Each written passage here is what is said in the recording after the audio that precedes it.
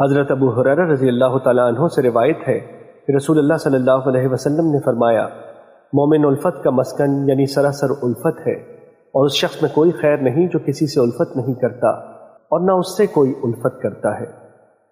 مشکات المصابیح حدیث نمبر 4995۔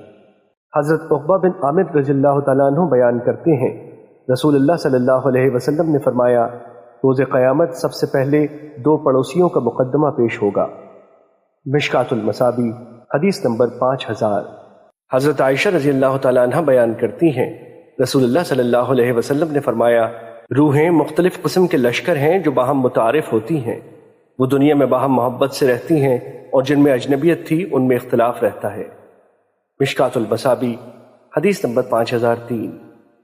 اور ابو ہریرہ رضی اللہ تعالیٰ عنہ بیان کرتے ہیں، رسول اللہ صلی اللہ علیہ وسلم نے فرمایا، بے شک جب اللہ کسی بندے سے محبت کرتا ہے تو وہ جبرائیل علیہ السلام کو بلا کر فرماتا ہے، بے شک میں فلاں شخص سے محبت کرتا ہوں، لہٰذا تم بھی اس سے محبت کرو۔ فرمایا، جبرائیل علیہ السلام اس سے محبت کرتے ہیں، پھر وہ آسمان والوں میں منادی کرتے ہیں، بے شک اللہ فلاں شخص سے محبت کرتا ہے، لہٰذا تم اس سے محبت کرو۔ آسمان والے اس سے محبت کرتے ہیں، پھر زمین والوں کے دلوں میں اس کی مقبولیت پیدا کر دی جاتی ہے، اور جب اللہ تعالیٰ کسی بندے سے بغض رکھتا ہے تو وہ جبرائیل علیہ السلام کو بلا کر فرماتا ہے، بے شک میں فلاں شخص سے بغض رکھتا ہوں، لہٰذا تم بھی اس سے بغض رکھو۔ جبرائیل علیہ السلام اس سے بغض رکھتے ہیں، پھر وہ آسمان والوں میں اعلان کرتے ہیں کہ اللہ فلاں شخص سے بغض رکھتا ہے، لہٰذا تم بھی اس سے بغض رکھو۔